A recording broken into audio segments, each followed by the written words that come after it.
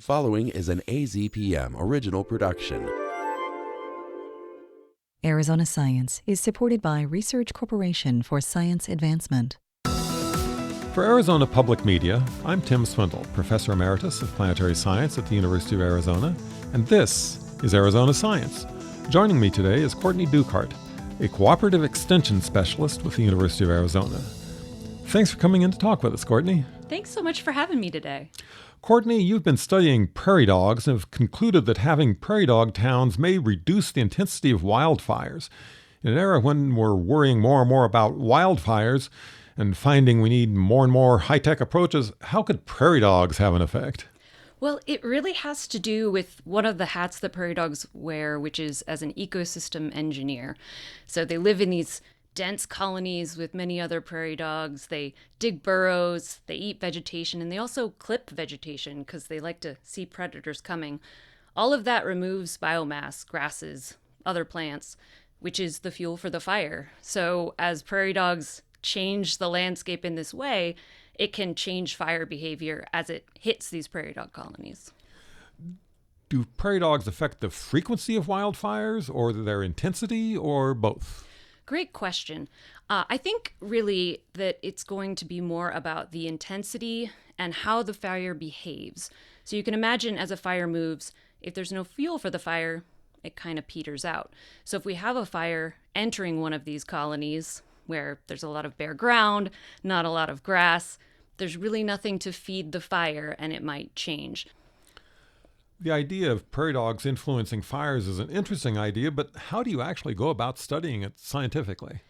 This whole idea started from talking with a lot of people as I was doing my PhD research, learning actually about how prairie dogs influence birds. And a lot of people were noticing and talking about, well, could prairie dogs influence fire behavior? And so we decided to see what other research has been done. Turns out none.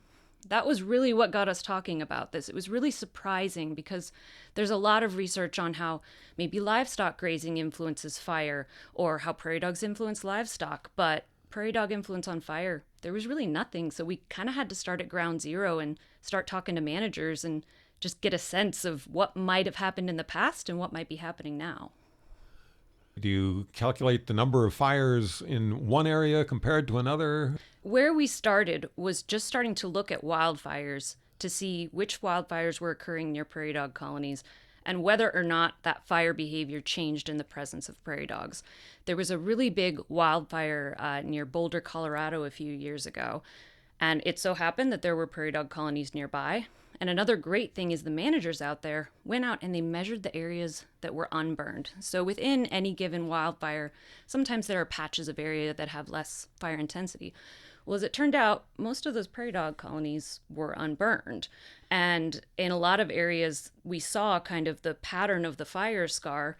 It kind of petered out near those prairie dog colonies. So that's step one.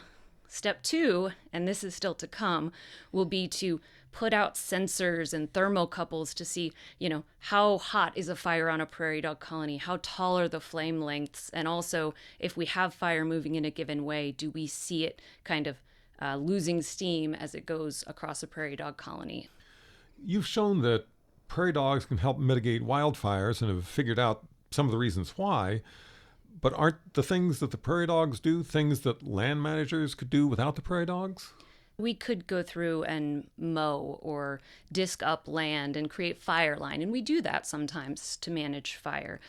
I think the thing that we want to consider is how all the different ecological pieces work together in the past and do our best to understand them.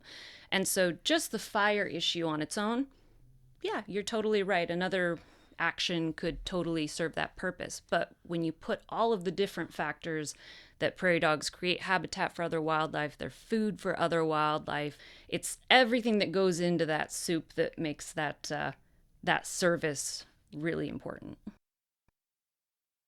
You're listening to Arizona Science. I'm Tim Swindle, and we're continuing our conversation with Courtney Duchardt, a cooperative extension specialist at the University of Arizona who has found that the lowly prairie dog may have a profound effect on wildfires. You were talking about studying prairie dogs in Colorado. Do we have prairie dogs in Arizona? We do. We actually have two species of prairie dogs in Arizona. The one that I've worked the most with is the black-tailed prairie dog. We only have a very small population of that species in southeastern Arizona. We also have the Gunnison prairie dog, and that is through most of the northern half of the state. These species are closely related, they're similar, but they do have a couple of different behaviors between them that make them a little different. And it's likely that the black-tailed species has a little bit more impact on fire. Why is that? So we actually have 5 species of prairie dogs that exist in the world. The black-tailed and the Mexican prairie dog are in the black-tailed prairie dog group. Those 2 species are active year-round, and they also actively clip vegetation. So they're not only eating it, they're clipping it. There's actually some research from Arizona that shows they can help reduce mesquite spread because they'll come up and they'll clip the tops off of the mesquite.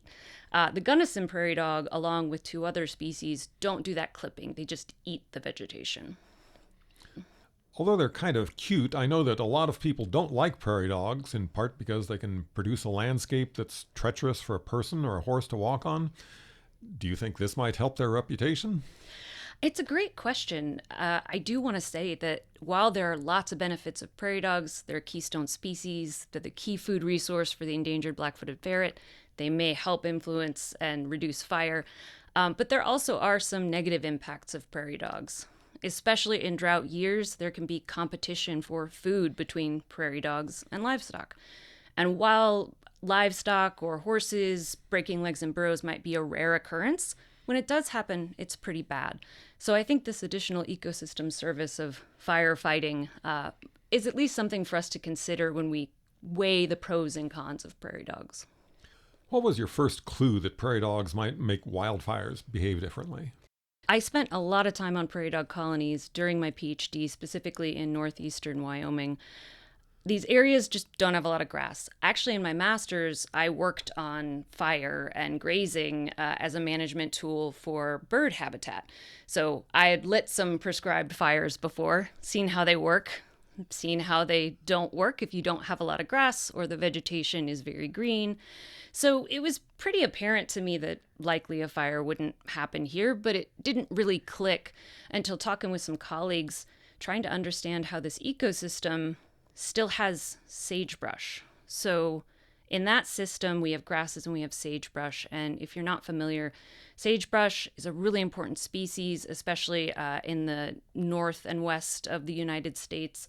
Really important for sage grouse and very fire intolerant. Does not come back after fire. It takes 100 years for us to get sagebrush back after a fire comes through. We know that this ecosystem probably burned every 10 or 15 years historically there in northeastern Wyoming, but we still had sagebrush. So the math didn't math. It didn't really make sense that we still had sagebrush in this system. And so I talked with some colleagues and we kind of spitballed it, and it was like, well, you know, if you look at it, this ecosystem has patches of sagebrush and it also has patches of prairie dog colonies. And if you imagine a fire coming through, that might explain why we still have sagebrush in this ecosystem. And there's no way to go into the past to know, but that kind of got the wheels turning.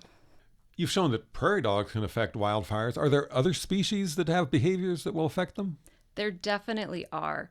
This has been studied with some of our larger herbivores. There is research about bison influencing the patterns of fire. And we actually think that in the Great Plains, this mosaic that shifted across the landscape of fire was part of an interaction with bison. And folks have been using cattle to help reduce fires, fire spread for quite a long time. There's a lot of research on large animals influencing fire. There is very, very little on the smaller critters and what they do for fire. And this is actually starting to get talked about in the last few years. I believe there was a study about pangolins and how they may influence fire. I had a conversation with somebody at a conference about these megapodes, these big birds in Australia that lay their eggs in a big compost pile, and how he had noticed that fires didn't go through that, right? They kind of lost their momentum there. So this is something that we're just starting to think about. But I think a lot of these organisms were not only ecosystem engineers, but were doing a bit of firefighting as well. Our guest today has been Courtney Duchardt, a rangeland wildlife expert who has been studying how prairie dogs might suppress wildfires. This is Tim Swindle, and you have been listening to Arizona Science. You can also hear more of this conversation and others on our Arizona Science segments by going to the AZPM podcast at azpm.org.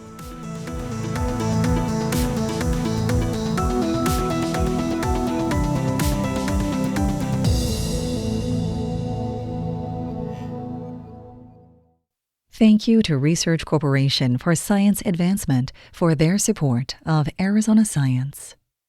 AZPM podcasts are made possible in part by donations from listeners like you. Learn more at support.azpm.org. Thank you.